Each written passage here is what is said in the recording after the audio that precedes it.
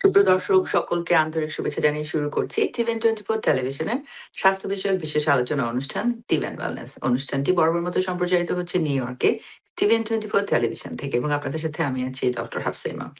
আজকের অনুষ্ঠানে আমরা আলোচনা করব একটি নিউরো ডিজেনারেটিভ ডিসঅর্ডার নিয়ে, যার নাম হচ্ছে পার্কিনসন ডিজিজ। আমরা পার্কিনসন ডিজিজের সাথে অনেকেই হয়তোবা নামে পরিচিত, অনেকেই হয়তোবা কাছে থেকেও পরিচিত। আমাদের ফ্যামিলির অনেক আপনজনই হয়তোবা পার্কিনসন ডিজিজে ভুগছেন, বিশেষ করে যাদের বয়স 60 অথবা 60 অ্যাবাভ 60। তো আজকে এই বিষয়ে আমাদের সাথে আলোচনা করবেন আমাদের বিশেষজ্ঞ চিকিৎসক neurologist doctor Debashis Mridha. Doctor Debashis Mridha, আপনাকে আমন্ত্রণ জানাচ্ছি আজকের আলোচনা অনুষ্ঠানে। ধন্যবাদ ডক্টর হাফসা ইমাম এবং ধন্যবাদ TVN24 কে ধন্যবাদ জানাচ্ছি সব দর্শকদের যারা আপনারা দেখছেন আমাদের এই অনুষ্ঠান। ধন্যবাদ। ডক্টর মৃধা, এর আগেও পার্কিনসন ডিজিজ নিয়ে আপনার সাথে আমি আলোচনা করেছি, কিন্তু আমরা জানি যে ইউনাইটেড স্টেটস অ্যালজাইমার ডিজিজের পরেই second most common neuro degenerative disorder হচ্ছে পার্কিনসন ডিজিজ। তো সেখান থেকে আসলে পার্কিনসন ডিজিজের পেশেন্ট এত বেশি এবং কমনলি আমরা এত বেশি পেশেন্ট দেখতে পাই এখানে, এবং পার্কিনসন ডিজিজ এমন একটি সিচুয়েশন যেটি মানুষের লাইফকে অনেক লিমিটেড করে ফেলে। তো সেখান থেকে আসলে আমরা চেষ্টা করি যে কমন এবং ডিফিকাল্ট সিচুয়েশন গুলো, যে ডিজিজ গুলোতে আমরা দেখি, এগুলো নিয়ে বারবার আলোচনা করতে, যেন আমাদের পেশেন্টরা আরো বেশি সাবধান হতে পারেন, জানতে পারেন এবং নিজেদেরকে হেল্প করতে পারেন। তো সেখান থেকে আজকেও আমরা আবারও আপনার সাথে পার্কিনসন নিয়ে আলোচনা করছি। কিন্তু পার্কিনসন আসলে একটি কমন ডিজিজ হলেও আমাদের বিশেষভাবে আমাদের বাঙালি কমিউনিটিতে কিন্তু এটি সম্পর্কে আসলে জানবার বা বুঝবার অনেক ঘাটতি রয়েছে। আমরা যেহেতু আমাদের দেশে আসলে এলডারলি পিপলরা বলা যায় অনেকটাই নেগলেক্টেডই, এবং এইজ রিলেটেড যে ডিজিজ কন্ডিশন গুলো, এগুলো কিন্তু বাংলাদেশের প্রেক্ষাপটে যদি আমি বলি যে আমাদের দেশে আসলে আনডায়াগনোসড থেকে যায়। মানে বেশিরভাগ সময় আমরা ধরেই নেই যে মানুষের বয়স হয়ে গিয়েছে, এখন তার অসুখ বিসুখ হবে এবং একসময় গ্র্যাজুয়ালি সে ডিক্লাইন করবেন। তো সেখান থেকে আসলে পার্কিনসন সম্পর্কে আমি ইউনাইটেড স্টেটস দেখে আমাদের কমিউনিটিতে যখন এই ধরনের অসুখগুলো হচ্ছে, এবং এখানে তো মানুষ অনেক বেশি আসলে স্ট্রাগল করে, কারণ এখানে বাংলাদেশের মতো এত বেশি সাপোর্ট সিস্টেম থাকে না, বা এখানে লাইফের সিচুয়েশন গুলো অনেক ডিফারেন্ট। প্রায় সবগুলোই কাজ করে, বাংলাদেশে যেরকম বাড়িতে অনেক মানুষ থাকে, তো এখানে এলডারলি পেশেন্টদের জন্য ওল্ড হোম থাকলেও আমাদের সোসাইটিতে বা আমাদের কালচারে যেহেতু আসলে এখন ওল্ড হোম কালচারে আমরা অতটা ইউজ টু না বা আমরা কমফোর্টেবল না, সেখান থেকে দেখা যায় যে পুরো ফ্যামিলিটি কিন্তু অনেক স্ট্রাগল করে। তো পার্কিনসন ডিজিজ আসলে এরকম একটি কন্ডিশন যেটি এইজের সাথে সাথে আমরা দেখতে পাচ্ছি। শুরুতেই জানতে চাবো যে পার্কিনসন ডিজিজের খুব কমন সিমটমস গুলো আমরা কি দেখতে পাই, এবং এই ডিজিজটি কি আসলে প্রিভেন্ট করবার বা আগে থেকে ব্যবস্থা নেবার কি কোনো কিছু উপায় আছে কিনা? খুব সুন্দর প্রশ্ন ডক্টর হাফসা ইমাম। আম, আসলে হলো পার্কিনসন ডিজিজের যে সিমটম গুলো সেটা হলো দুর্বলতা এবং ট্রেমর, মানে উম, হাত পাটা কাঁপুনি হয়, হাতে বা পায়ে কাঁপুনি হতে পারে। উম, একটা হাতে হতে পারে বা দুটো হাতে হতে পারে, একটা পায়ে হতে পারে বা দুটো পায়ে হতে পারে। আর দুর্বল হয়ে যায়, প্রথম যে সিমটমটা হয় সেটা দুর্বলতা। তুমি বললে যে বাঙালিদের এই সম্পর্কে সচেতনতা একটু কম আছে, কারণ আমাদের দেশে বাঙালিরা সাধারণত জানেই না যে তাদের পার্কিনসন হয়েছে। তারা মনে করে তারা যেহেতু বয়স হয়ে গেছে তারা দুর্বল হয়ে যাচ্ছে, আর যেহেতু দুর্বল হয়ে যাচ্ছে তাই তারা কাঁপুনি হচ্ছে বা শেকিনেস হচ্ছে। এই জন্য তারা ভাবে এটা নর্মাল এজিং প্রসেস। এই জন্য তারা অনেক সময় ডাক্তারের কাছে আসে না। কার্ডিনাল সিমটম যেগুলো, সেগুলো হলো যেমন ট্রেমর হতে পারে, অথবা রিজিডিটি। রিজিডিটি মানে আমাদের ফ্লেক্সিবিলিটিটা কমে যায়, আমরা হাতটাকে যদি বাড়াতে চাই তেমন ভাবে বাড়াতে পারি না, হঠাৎ করে যদি কিছু ধরতে চাই তেমন করে ধরতে পারি না। আর ট্রেমরটা তো শেকিনেস হয় বা কাঁপুনি হয়। তারপরে গেইট অ্যাবনর্মালিটি, আমরা বলি স্টুপ গেইট। যখন তারা হাঁটে তখন ছোট ছোট পায়ে হাঁটে, যখন দাঁড়ায় তারা স্টুপ হয়ে দাঁড়ায়, একটু সামনের দিকে ঝুঁকে দাঁড়ায়। এটা একটা সিমটম। তারপরে আরেকটা ব্যাপার রয়েছে যে যখন তারা লেখে, আগে তারা লিখতে পারতো, এখন তারা লিখতে পারে না, লেখাগুলো আস্তে আস্তে ছোট হয়ে যায়, সে তার নিজের লেখাই পড়তে পারে না, এমন একটা অবস্থা হয়। এই ধরনের বিভিন্ন সিমটম। এর সিম্পটম তো রয়েছে অনেক, প্রায় 40টা ডিফারেন্ট সিম্পটম থাকে। আমরা একটা সিম্পটমকে কতগুলো সিম্পটমকে বলি মোটর সিম্পটম, আর কতগুলোকে বলি নন মোটর সিম্পটম। নন মোটর সিম্পটমগুলো আমাদের দেশে আরো বেশি হয়। সেটা হলো, প্রথমে যদি কারোর দুর্বলতা থাকে, ট্রেমর থাকে, গেইট অবনর্মালিটি থাকে এবং তাদের কনস্টিপেশন হয়ে যায়, তারা বাথরুমে যেতে পারে না, এটা একটা নন মোটর সিম্পটম। তারপরে তারা ডিপ্রেসড হয়ে যায়, ভীষণ ডিপ্রেশন, অনেক সময় তারা খুঁজে পায় না কেন তারা ডিপ্রেসড হচ্ছে। তারপরে তাদের ফরগেটফুলনেস হয়ে যেতে পারে, তারা ভুলে যায়, সাইকোসিস হয়ে যেতে পারে। প্রায় 40% পেশেন্ট যাদের dementia, I mean Parkinson disease রয়েছে, তাদের এক সময় না এক সময় ফরগেটফুলনেস হয়ে যায়। এইগুলোই মূলত বিভিন্ন ধরনের সিম্পটম। তাদের ভিজুয়াল ডিস্টারবেন্স হতে পারে, তাদের খেতে, মানে হাতটা দিয়ে যে খাবে বা তাতে অসুবিধা হতে পারে, তাদের সোয়ালোইং করতে, মানে কিছু একটা সোয়ালো করবে, বড় বড় ওষুধগুলো খেতে তাদের অসুবিধা হতে পারে। এই ধরনের বিভিন্ন সিম্পটম হয়। এর আগে যে সিম্পটম হতে পারে সেটা হলো চোকিং। অনেক সময় আমরা বলি, অত তাড়াতাড়ি খেও না বাবা, অত ইয়ে করো না, কারণ তাদের চোকিং হচ্ছে। আসলে বেশি যদি বারবার চোকিং হয় তাহলে বুঝে নিতে হবে তাদের পার্কিনসন হওয়ার সম্ভাবনা রয়েছে। অনেকের আছে অ্যাবনর্মাল রেম স্লিপ, তারা ঘুমোতে পারে না, গ- রাতে খুব স্বপ্ন দেখে, প্রচন্ড স্বপ্ন দেখে। আম, আম, এটা হলে তাদের সম্ভাবনা পার্কিনসন ডিজিজের অনেক বেশি থাকে। ধন্যবাদ। আপনি খুব চমৎকার করে বললেন আসলে খুব কমন সিচুয়েশন গুলো। তো পার্কিনসন ডিজিজে আসলে আমরা অনেক সময় যেকোনো অসুখের ক্ষেত্রেই জানতে চাই যে রিস্ক ফ্যাক্টর গুলো কি, আমরা কি সেটা জেনে কোনোভাবে নিজেকে হেল্প করতে পারি কিনা। তো পার্কিনসন ডিজিজের ক্ষেত্রে আসলে আমরা রিস্ক ফ্যাক্টর হিসেবে কি কোনো সিচুয়েশনকে আমরা আইডেন্টিফাই করছি? আসলে ডাইরেক্ট রিস্ক ফ্যাক্টর আমরা এখনো আইডেন্টিফাই করতে পারিনি, কিন্তু আমরা সাধারণত বলি জেনেটিক কজ, যে বাবা মায়ের যদি থাকে, বা ঠাকুরদার, বা আঙ্কল আন্ট, ক্লোজ রিলেটিভ যারা, তাদের যদি থাকে তাহলে সম্ভাবনাটা বেড়ে যায়।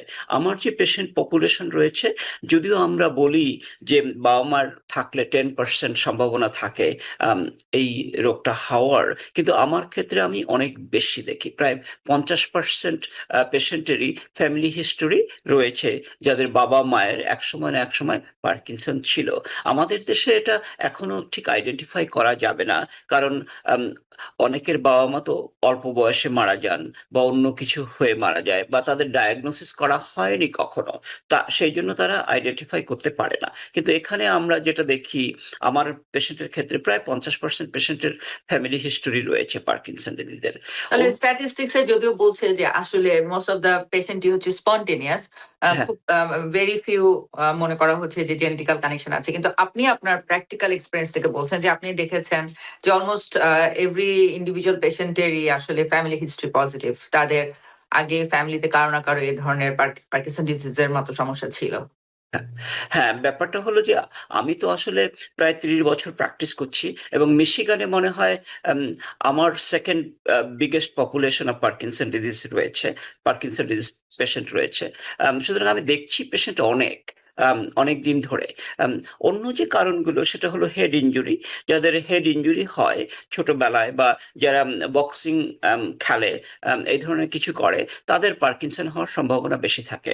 এনভায়রনমেন্টাল এক্সপোজার, যেমন যারা রাস্ট বেল্টে থাকে তাদের আমরা দেখছি যে পার্কিনসন ডিজিজটা একটু বেশি হয়, যেখানে ফ্যাক্টরি ট্যাক্টরি রয়েছে। আমেরিকাতে বিশেষ করে রাস্ট বেল্টে যারা রয়েছে, এর আরো কিছু কিছু মেডিসিন, ড্রাগ, আগে ছিল এমপিটিপি নাম করে একটা ড্রাগ পাওয়া যেত, ওগুলো যারা ব্যবহার করেছে তাদের পার্কিনসন ডিজিজ হতে পারে। কিছু কিছু ভাইরাস, অনেক সময় ভাইরাস ইনফেকশন অনেক সময় ট্রিগার করতে পারে। আমার ক্ষেত্রে আমি যেটা দেখেছি, আম, সেটা ঠিক আমার অবজারভেশন, যাদের ধরো প্রলং হার্ট সার্জারি হয়েছে, বা যাদের অ্যানেস্থেশিয়া দেওয়া হয়েছে বারবার করে, আম, তাদের ক্ষেত্রে আমি দেখছি তাদের পার্কিনসন ডিজিজটা একটু বেশি হয়। আমি ঠিক কারণটা এখনো জানি না, অ্যানেস্থেশিয়া এফেক্ট বা অন্য কিছু হতে পারে। কিন্তু আমি আমার পেশেন্টের ক্ষেত্রে আমি বারবার করে জিজ্ঞাসা করি, ডিটেলস জিজ্ঞাসা করি যে তাদের কটা সার্জারি হয়েছে, কখন সার্জারি হয়েছে, কত সময় অ্যানেস্থেশিয়া দেওয়া হয়েছিল, বা এই ধরনের যখন আমি জিজ্ঞাসা করি তখন বেরিয়ে আসে যে তাদের বারবার সার্জারি হয়েছে বা হার্ট সার্জারির পরে ওপেন হার্ট সার্জারি যেটাকে আমরা বলি, ওপেন হার্ট সার্জারির পরে মানে পার্কিনসন ডিজিজের সমস্যাটা আম অনেকটা বেড়ে যায়। বিশেষ করে ওপেন হার্ট সার্জারির পরে আমার কাছে অনেক পেশেন্ট আছে নতুন পার্কিনসন ডিজিজ সিম্পটম নিয়ে। সুতরাং এইগুলোই মূলত কারণ আমরা দেখতে পাই। আম পার্কিনসন ডিজিজ এখন বেড়ে যাচ্ছে এইজন্য আমাদের দেশে যেমন আমেরিকাতে প্রায় 1.2 মিলিয়ন 1.1 মিলিয়ন পিপল এখন বাস করছে পার্কিনসন ডিজিজ নিয়ে। কারণ পার্কিনসন ডিজিজ হলে মানুষ মরে যায় না। সাধারণত 20 থেকে 30 বছর বেঁচে থাকে এখন। আম যেহেতু আমাদের মেডিসিন রয়েছে এইজন্য আমরা পেশেন্ট পপুলেশন বেড়ে যাচ্ছে। প্রতি বছর এখানে প্রায় 90,000 লোক ডায়াগনোসিস করা হয় পার্কিনসন ডিজিজ নিয়ে। সুতরাং প্রিভ্যালেন্স এবং ইনসিডেন্স খুব কম নয়। ধন্যবাদ। এবং একই সাথে পার্কিনসন ডিজিজ আসলে কিন্তু একটি ইকোনমিক্যাল বার্ডেনও পেশেন্টের উপর এবং ন্যাশনাল লেভেলেও। কারণ একজন পেশেন্টের on an average every year Parkinson ডিজিজের only for medication they have to spend like around $2,500 এবং ন্যাশনালিও এটা গভর্নমেন্টের উপর একটি হিউজ টোল ক্রিয়েট করে, যেখানে আমি স্ট্যাটিস্টিক্সে দেখলাম যে মাল্টি-বিলিয়ন ডলার আসলে হুম, হুম, পার্কিনসন ডিজিজের ম্যানেজমেন্টে যাচ্ছে আরকি।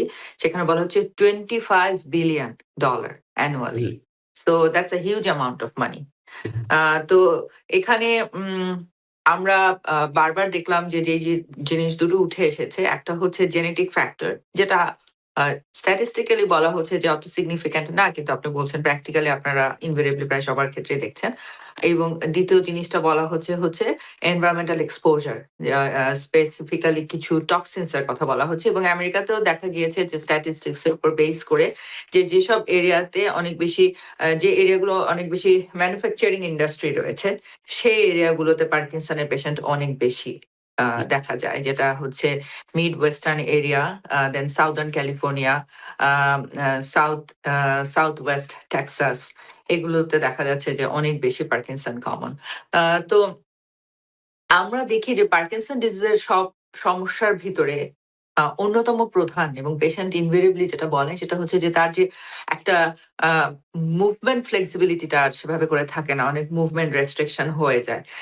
তো এ ধরনের পেশেন্টদেরকে আমরা কিভাবে আ সাপোর্ট সিস্টেম প্রোভাইড করে থাকি বা সাজেশন দিয়ে থাকি যেন তারা নিজেদেরকে আ হেল্প করতে পারেন এবং প্রোটেক্ট রেখে তারা ডেইলি লাইফটা আ টেক কেয়ার করতে পারেন। কারণ আসলে আমি দেখেছি অনেক পেশেন্ট কিন্তু তাদের হিস্ট্রি অফ ফল অনেক কমন।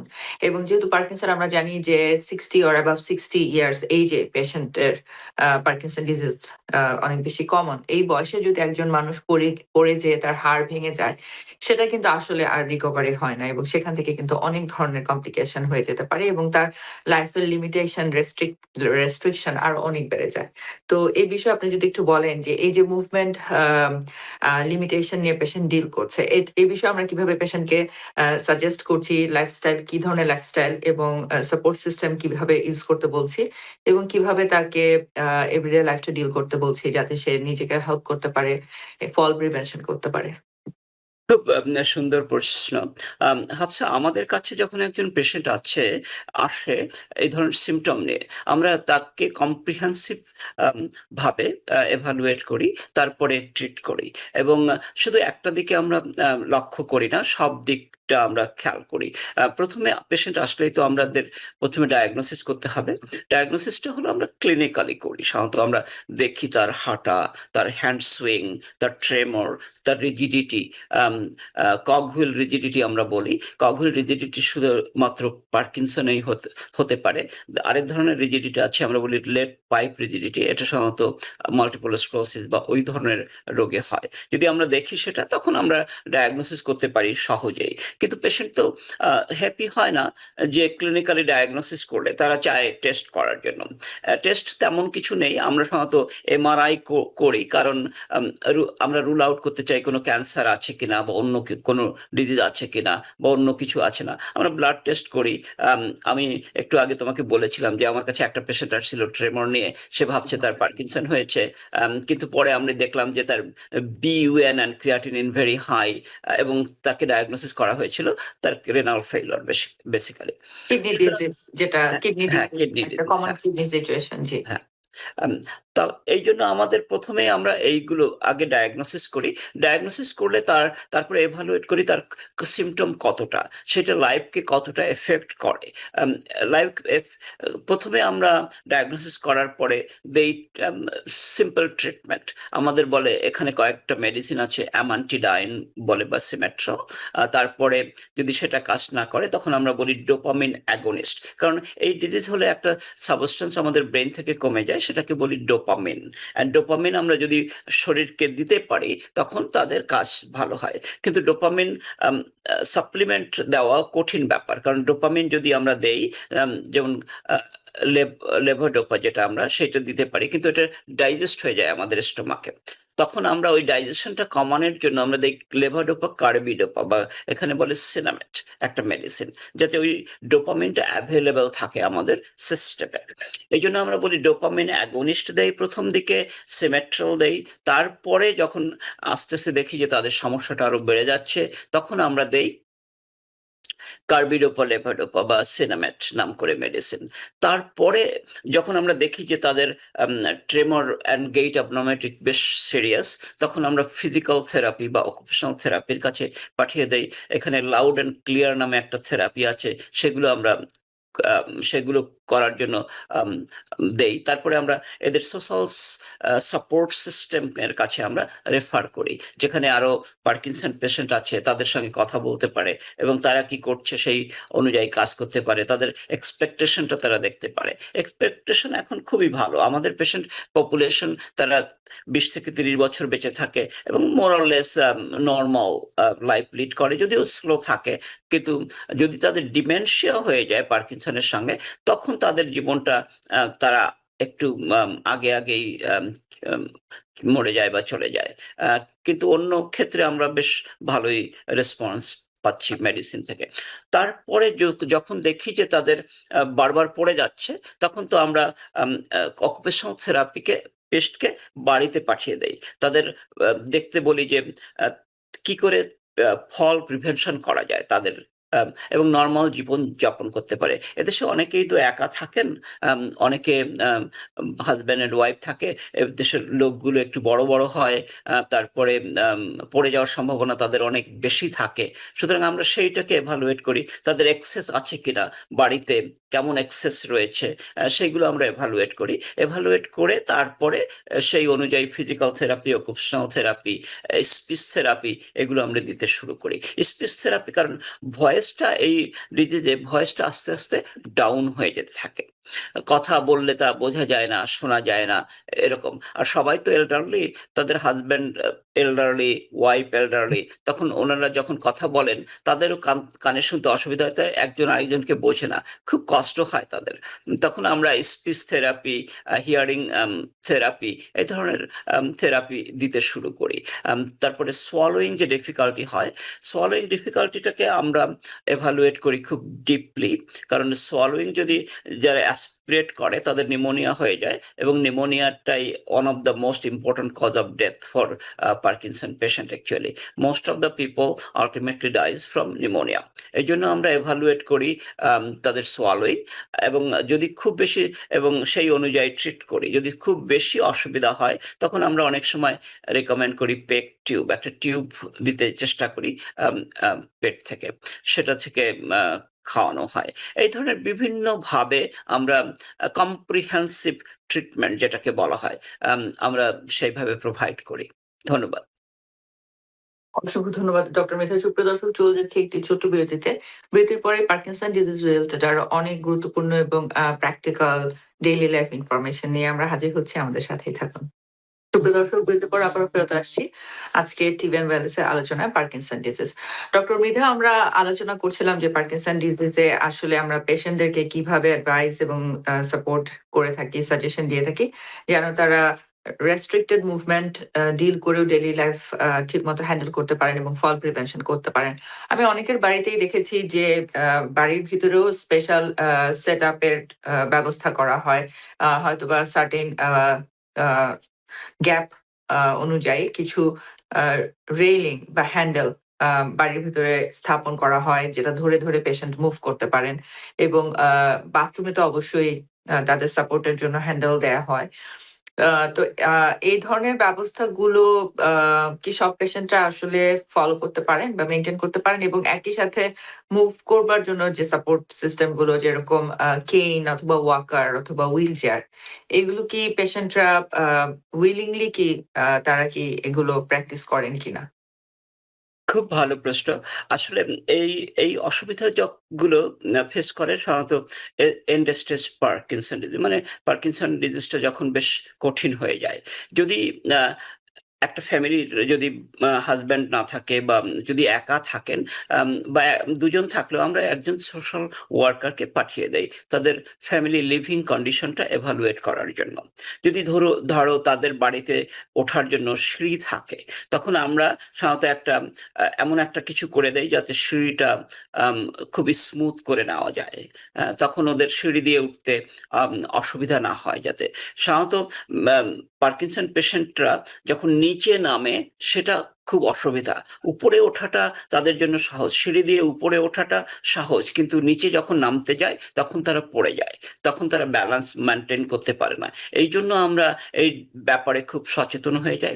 যখন দেখি যে একজন পার্কিনসন ডিজিজ এতই খারাপ যে তাকে হুইলচেয়ার বাউন্ড হয়ে যাচ্ছে, আম তখন আমরা বাড়িতে সেইভাবে ব্যবস্থা করি যাতে হুইলচেয়ার নিয়ে বাড়িতে ঢুকতে পারে, বাথরুমে যেতে পারে।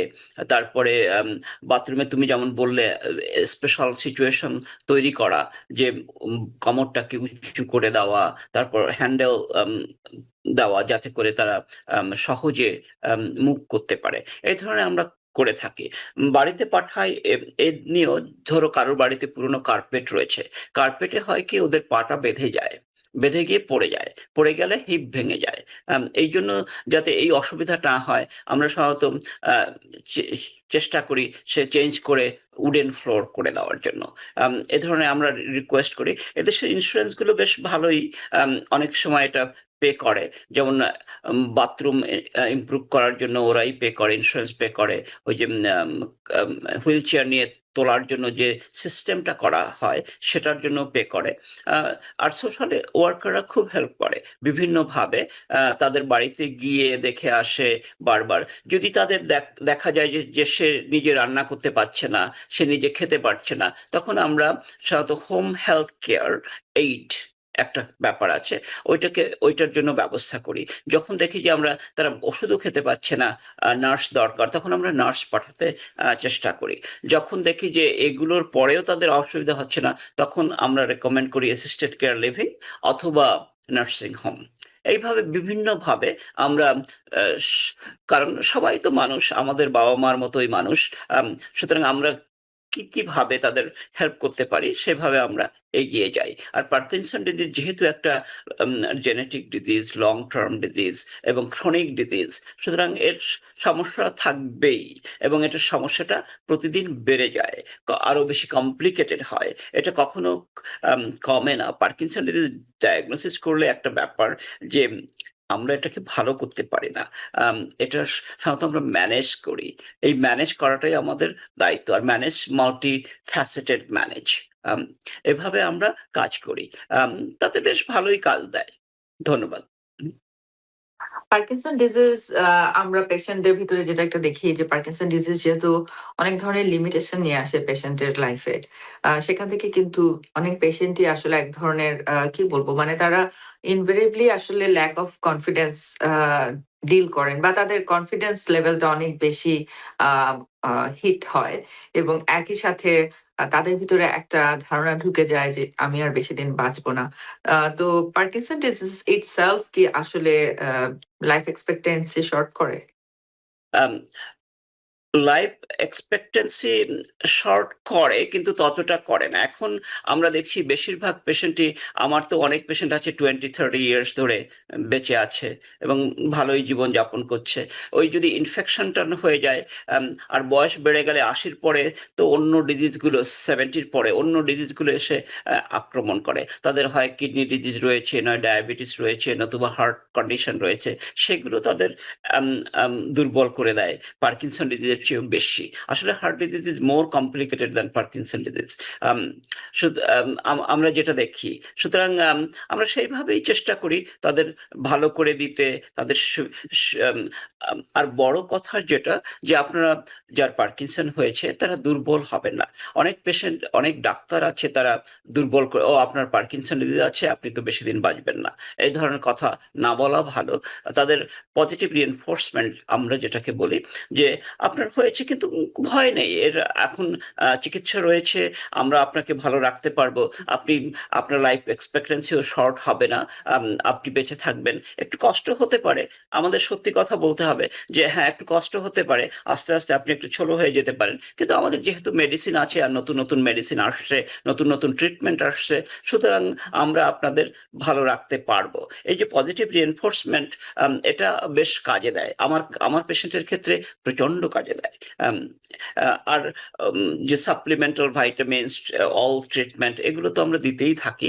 তখন দেখা যায় যে তারা বেশ নরমাল জীবনই যাপন করছে। যে ধন্যবাদ। কারণে আমি আসলে এই কথাটা জিজ্ঞেস করলাম। আমরা জানি যে পার্কিনসন ডিজিজে আপনি একটু আগে একটি সিচুয়েশন এর কথা উল্লেখ করলেন, অ্যাসপিরেশন নিউমোনিয়া। তো পার্কিনসন ডিজিজের পেশেন্ট আসলে প্রধানত যেই দুটি কারণে দেখা যায় যে হয়তোবা এক্সপেক্টেড এইজ এর অনেক আগেই হয়তোবা সে মৃত্যুবরণ করছে। তার প্রধান দুটি কারণ হচ্ছে যে আ হয়তোবা সে কোনভাবে পড়ে গেল, পড়ে যেয়ে তার হেড ট্রমা হলো অথবা তার অ্যাসপিরেশন নিউমোনিয়া হলো। তো যে কারণে ফল প্রিভেনশন নিয়ে একটু আগে আপনার সাথে আলাপ করলাম। তো এই অ্যাসপিরেশন নিউমোনিয়ার কথা আপনি কিছুক্ষণ আগেই মেনশন করেছেন। অ্যাসপিরেশন নিউমোনিয়া বলতে আসলে আমরা কি বুঝি? এটা কিভাবে আমরা প্রিভেন্ট করতে পারি? কি করা দরকার? আ এবং আমি কিভাবে বুঝবো যে এ ধরনের সিচুয়েশন হতে পারে? এই বিষয়গুলো যদি একটু আলোচনা করেন। খুব ভালো। অ্যাসপিরেশন নিউমোনিয়া আসলে আমরা যখন খাই বা ড্রিংক করি, জল পান করি, তখন ওইটা আম সাধারণত আমাদের স্টোমাকে চলে যাওয়ার কথা। সবসময় যায়। ওখানে একটা জিনিস আছে যেটা আমরা যখন খাই তখন শ্বাসনালীটাকে বন্ধ করে দেয়। যখন আমরা শ্বাস নেই তখন ওই নালীটা খুলে যায়। কিন্তু যখন পার্কিনসন ডিজিজ হয় তখন সবকিছু স্লো হয়ে যায়। আমাদের ওই মুভমেন্টটাও স্লো হয়ে যায়। তো এই হঠাৎ করে খেতে গেলে বা ফুডটা যদি শক্ত হয়, আম তখন ওটা আম আম স্টোমাকে না গিয়ে শ্বাসনালীতে ঢুকে যায়। আর শ্বাসনালীতে ঢুকে গেলে ওখানে গিয়ে ইনফেকশন করে দেয়। কারণ আমরা যা খাই এর ভিতরে তো ব্যাকটেরিয়া, ভাইরাস অনেক কিছু থাকে। আম ওইটা ঢুকে গেলে আম আম মানে কেমিক্যাল নিউমোনিয়া বা অন্য এমনি নিউমোনিয়া করে দেয়। আর নিউমোনিয়া হয়ে গেলে তখন সেটাকে ট্রিটমেন্ট করতে হয়। আর অ্যাসপিরেশন নিউমোনিয়া হলে ওর ট্রিটমেন্টটা বেশ কঠিন হয়। একটু কঠিন হয়ে যায়। এইজন্য আমরা অ্যাসপিরেশন প্রিভেনশন করতে চেষ্টা করি। অ্যাসপিরেশন কি করে জানবেন? যদি বাবা-মা খাওয়ার সময় বারবার চোকিং করে, কফ হয়। অনেকে বলে মাই ড্যাডি মানে যখন খাচ্ছে তখন সে খুব ক আ কা আ কফিং করে, মানে কাশ হয়। তখন বুঝতে হবে তার কিছুটা খাবার অন্তত অ্যাসপিরেট হচ্ছে। এইগুলো যখন আমরা দেখতে পাই, তখন আমরা তাড়াতাড়ি করে সোয়ালোইং এভালুয়েশন করি। সোয়ালোইং এভালুয়েশন করার জন্য স্পেশাল পিপল রয়েছে, স্পিচ থেরাপিস্ট আছে, তারা অনেক সময় করে। তারা আমাদের একটা রিপোর্ট দেয় যে কি হচ্ছে। তখন আমরা ফুড মডিফিকেশন করা যায় এদেশে। আম যখন লিকুইড যদি অ্যাসপিরেট করে তখন আমরা লিকুইডটাকে থিকেন করে দেই। যদি এমনি শক্ত ফুড অ্যাসপিরেট করে তখন আমরা সেটাকে একটু নরম করার জন্য, একটু ব্লেন্ড করার জন্য চেষ্টা করি। মানে আমরা রিকমেন্ড করি যারা কেয়ার গিভার আছে তাদের কাছে। এভাবে আমরা অ্যাসপিরেশন নিউমোনিয়াটাকে কমিয়ে রাখতে পারি। অ্যাসপিরেশন নিউমোনিয়াটা আর কিছুই না, যে খাবার যখন আমরা খাই সেই খাবারটা যখন স্টোমাকে না গিয়ে আমাদের শ্বাসনালীতে চলে যায়, ফুসফুসে চলে যায়, তখন সেখানে যে কেমিক্যাল রিঅ্যাকশন হয় বা অন্য ব্যাকটেরিয়া, ভাইরাস দিয়ে যদি নিউমোনিয়া হয়ে যায় সেটাকে আমরা অ্যাসপিরেশন নিউমোনিয়া বলে থাকি। আমরা আসলে আপনার কাছ থেকে ফিজিক্যাল এবং মোটর যে কনসিকুয়েন্স গুলো সেগুলো সম্পর্কে শুরুতেই কিছুটা জানলাম যেমন ট্রেমর, ব্র্যাডিকাইনেসিয়া, রিজিডিটি, পস্টারাল ইনস্টেবিলিটি। কিন্তু আমরা জানি যে এই পেশেন্টদের কিন্তু অনেক কগনিটিভ এবং মেন্টাল হেলথ চেঞ্জও হয়ে থাকে যার ভিতরে dementia, cognitive decline, mood disorder এবং সাইকোসিস এ ধরনের সিচুয়েশন গুলোও রয়েছে। তো এগুলো সম্পর্কে যদি একটু আলোচনা করেন এবং পেশেন্টের ফ্যামিলি পিপল আসলে কি ধরনের সিচুয়েশন ফেস করলে তারা বুঝতে পারবেন এবং আ এই ধরনের পেশেন্টকে আমরা কিভাবে সাপোর্ট করছি? তাদের ট্রিটমেন্ট ম্যানেজমেন্ট কিভাবে করছি? হ্যাঁ, এটা খুবই ভালো প্রশ্ন। আম আমরা আসলে ১ম এ যেটা হুম। দেখি আমরা যখনই ডায়াগনোসিস করি পার্কিনসন ডিজিজ কাউকে, তখন তাদের যেটা হয় সেটা হলো ডিপ্রেশন। তারা কারো সঙ্গে কথা বলতে চায় না, এভয়েড করতে চায় মানুষকে। ডাক্তারের কাছে অনেক সময় আসতে চায় না। আম এটা আমরা দেখি ডিপ্রেশনটা বেশ হয়ে যায়। সুতরাং ডিপ্রেশন হলে আমরা সাধারণত অ্যান্টি ডিপ্রেসেন্ট কোনো একটা মেডিসিন জোলফট বা প্রোজাক এই ধরনের কোনো মেডিসিন দিতে চেষ্টা করি। তারপরে দেখি যে যাদের ডায়াগনোসিস করি তাদের প্রায় 40-50% পেশেন্টের আম আস্তে, আস্তে ফরগেটফুল হয়ে যায়। কারণ এদের আসলে তারা তো বয়স্ক, তারপরেও আবার এই ডিজিজ হয়েছে। তারপরে তারা অনেকগুলো মেডিসিন খাচ্ছে। আম এগুলো তো কারণ আছেই। তাছাড়াও জেনেটিক্যালি মানে আ তাদের ডিমেনশিয়া হয়ে যায় প্রায় 40% পেশেন্টের। ডিমেনশিয়া হয়ে গেলে আমরা সঙ্গে, সঙ্গে ডিমেনশিয়াটাকেও ট্রিট করতে চেষ্টা করি এবং সেই অনুযায়ী কাজ করি। যদি ডিমেনশিয়া খুব বেশি হয়, পার্কিনসন সিম্পটমের চেয়েও বেশি, তখন তো আম আমরা ডিমেনশিয়ার মেডিসিন দেই। তারপরে ফ্যামিলিকে এডুকেট করি যে তার ডিমেনশিয়া হয়ে যাচ্ছে। তারা তখন খুব কম কথা বলে, আসতে চায় না কোথাও, আ নড়তে চায় না। তাদের ফিজিক্যাল থেরাপি করা খুব কঠিন হয় আমাদের। মানে তারা ফিজিক্যাল থেরাপি করতে চায় না। খুব কঠিন হয়। তারা এভয়েড করতে চায়। সবকিছুকে বলে না, না, না, না, না। মানে তারা নো মাস্টার হয়ে যায়। তখন আমাদের বেশ একটু অসুবিধা হয়। কিন্তু তার মাঝেও আমাদের কাজ করতে হয় যে কি করে আমরা তাদের বাঁচিয়ে রাখতে পারি, একটা সুন্দর জীবন দিতে যে কদিন বেঁচে আছে সুন্দরভাবে বেঁচে থাকতে পারে। তারপর ফল প্রিভেনশনটাও ওদের জন্য আমাদের কঠিন হয়। কারণ তাদের ওয়াকার দিলাম কিন্তু ভুলে গেল। যখন সে বাথরুমে যাবে তখন সে ভুলে যায় ওয়াকার নিতে। ভুলে গিয়ে ওই পড়ে যায়। পড়ে গিয়ে মানে অসুবিধা হয়ে যায়। সুতরাং যারা কেয়ার গিভার থাকে তাদের খুব কাছে, কাছে থাকতে হয়। যাদের ওয়াইফ আছে তাদের জন্য খুব সুবিধা হয়। কারণ যারা ওয়াইফ তারা বেশ কেয়ারি হয় এবং সবসময় লেগে থাকে ওদের পিছনে। যাদের নেই তাদের জন্য একটু অসুবিধা হয়, তাদের কেয়ার গিভার দিতে হয়। এই আরকি। ধন্যবাদ। এবং একই সাথে আমরা দেখি যে বেশ কিছু অটোনমিক এবং সিস্টেমিক কমপ্লিকেশন যেরকম আমরা অলরেডি আলোচনা করলাম যে ডিসফেজিয়ার যে ইস্যুটি যেখান থেকে অ্যাসপিরেশন নিউমোনিয়ার মতো সিচুয়েশন হচ্ছে এবং একই সাথে কিন্তু অর্থোস্ট্যাটিক হাইপারটেনশন, স্লিপ ডিস্টারবেন্স এবং বিভিন্ন গ্যাস্ট্রোইন্টেস্টাইনাল ইস্যু আসলে হয়ে থাকে। হ্যাঁ, তো সেগুলো কি খুব কমন? আর তো হ্যাঁ। এই সিচুয়েশন গুলো কিভাবে ডিল করছেন? খুব ভালো প্রশ্ন। হ্যাঁ, তো এটা অর্থোস্ট্যাটিক হাইপোটেনশন আ এটা খুবই কমন। তাদের দাঁড়ালে মাথা ঘুরায়, এম মাথা ঘুরিয়ে পড়ে যেতে চায় এবং লাইট হেডেড ফিল করে। ওদ উম আম এর জন্য আমরা যে বলি যে আস্তে, আস্তে দাঁড়াতে হবে। অনেক সময় দাঁড়িয়ে হাঁটা যাবে না। খুব আম আ একটু সময় অপেক্ষা করতে হবে, তারপরে হাঁটতে হবে।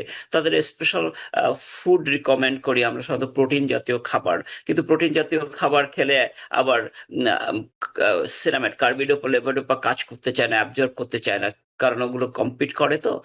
এইজন্য আমরা মেডিসিন গুলোকে তখন চেঞ্জ করে দিতে হয়। যে খাবার ১ ঘন্টা বা ২ ঘন্টা পরে বা ১ ঘন্টা আগে মেডিসিন গুলো খেতে হবে। এই ধরনের করতে পারি। তারপরে আমরা ট্রিট করি অর্থোস্ট্যাটিক হাইপোটেনশন। সাধারণত আমরা কার্ডিওলজিস্ট এর কাছে পাঠিয়ে দেই। ওরা টিল টেবিল টেস্ট করে এবং দেখে যে কি হলো। তারপরে ফিরে এলে আমরা অনেক সময় মেডিসিন দেই। মিডোড্রিন নাম করে একটা মেডিসিন আছে। যাতে ব্লাড প্রেশারটা স্টেবল থাকে, পড়ে না যায়। মিডোড্রিন আর ফ্লোরিনেফ এই ২ টো মেডিসিন আছে। আমরা এই মেডিসিন গুলোকে ব্যবহার করি। আম আ তারপরে ওদের এইগুলো অনেকের আছে ড্রুলিং, প্রচন্ড ড্রুলিং করে পার্কিনসন হলে। আসলে drooling is one of the most earliest sign. Um কারণ অনেকে আছে সকালে উঠে দেখে যে বালিশটা ভিজে গেছে, ড্রুলিং করে। যদি এমন কারোর হয় তখন তাদের সম্ভাবনা পার্কিনসন ডিজিজ হওয়ার সম্ভাবনা খুব বেশি থাকে। ওদের ড্রুলিং করে এত বেশি যে ওদের আম জামা ভিজে যায়। তখন আমরা সেই ড্রুলিং এর ট্রিটমেন্ট করি। সাধারণত মেডিসিন দেওয়া যায় না। মেডিসিন গুলো ড্রাই করে দেয় আবার। তখন তাদের সোয়ালোইং এর অসুবিধা হয়। এইজন্য আমরা সাধারণত বোটক্স ইনজেকশন দেই ড্রুলিং এর জন্য এবং তারা বেশ এটা বেশ ভালো কাজ করে। শুধু ড্রুলিংটাকে তখন কমিয়ে রাখে। এই ধরনের বিভিন্ন ধরনের সমস্যা আছে আম এই রোগটাতে। ধন্যবাদ। আমরা চলে এসেছি আলোচনার প্রায় শেষ পর্যায়ে। তো আমি সর্বশেষ প্রশ্ন হিসেবে আপনার কাছে জানতে চাইবো যে, আসলে অনেক প্যারেন্টসই জানতে চান যে, আমার তো এই ডিজিজ ছিল আমার বাবা-মার। এখন আমারও এ ধরনের সিম্পটমস দেখতে পাচ্ছি। তো আমার ছেলেমেয়ের কি হবার কোনো সম্ভাবনা আছে কিনা? থাকলে কি করব? এবং একই সাথে আমরা আ ডিফারেনশিয়াল ডায়াগনোসিস কিভাবে করছি। যার অর্থ হচ্ছে যে আর কোন, কোন ধরনের অসুখগুলো একই ধরনের symptoms নিয়ে প্রেজেন্ট করতে পারে। কিন্তু আমরা আলাদা করতে পারছি যে এটা আসলে পার্কিনসন নাকি পার্কিনসন নয়। খুব ভালো প্রশ্ন। আম যদি কারোর ফ্যামিলি হিস্টোরি থাকে তাদের আম যদি তার নতুন কোনো সিম্পটম হচ্ছে বা দেখা যাচ্ছে তখন তাদের হওয়ার সম্ভাবনা তো বেশ বেশি থাকে। 50% to 90% সম্ভাবনা থাকে। আম আমরা এখনো জেনেটিক টেস্ট করি না। কারণ আমরা এদের এই রোগটা প্রিভেন্ট করার কোনো মেডিসিন এখনো নেই। কিন্তু আমরা যেটা করি, আম যাদের ফ্যামিলি হিস্টোরি আছে, যাদের একটু ফরগেটফুলনেস হয়ে যাচ্ছে, যাদের আমরা দেখি যে আম আম মানে হাঁটাটা স্লো হয়ে যাচ্ছে। তাদের আমরা কিছুটা প্রিভেন্টিভ মেডিসিন দেই। সেটা হলো ভাইটামিন। বেসিক্যালি আমরা রিকমেন্ড করি vitamin B complex every other day, B12 injection, alpha lipoic acid. এই ধরনের কতগুলো ভাইটামিন আছে যেগুলো আমরা দেখি যে কমিয়ে রাখে। অনেকে ভাইটামিন ই রিকমেন্ড করেন। আমি ততটা করি না। কিন্তু আমরা আলফা লাইপোইক অ্যাসিড আম আমরা রিকমেন্ড করি। আম তারপরে আমরা বলি যে স্ট্রেস কমিয়ে নিতে হবে, আ ঘুমটাকে একটু বাড়াতে হবে। এই ধরনের স মানে সোশ্যাল ইমপ্রুভমেন্ট যেটাকে বলি আমরা। আম তখন দেখা যায় যে এটা স্লো ডাউন করে অনেক সময়। আমরা এখনো আ NAD, NAD একটা মেডিসিন আছে, অনেকে এটাকে প্রেসক্রাইব করে। আম আ ইনজেকশন আছে। আ আম আমি এখনো এমনভাবে করি না। কারণ এটা অ্যাপ্রুভড না। Drug and drug FDA approved করেনি এখনো। এইজন্য আমরা করি না। কিন্তু অনেকে করছেন। যে লংজিভিটি আম ক্লিনিক যেগুলো রয়েছে, যেখানে মানুষ অনেকদিন বাঁচতে চায়, সেজন্য যে ক্লিনিক গুলোয় যায়, ওরা অনেক সময় এইগুলো করে থাকে। আম তারপরে ফরগেটফুলনেস হলে ওটা প্রিভেনশন করার চেষ্টা করি।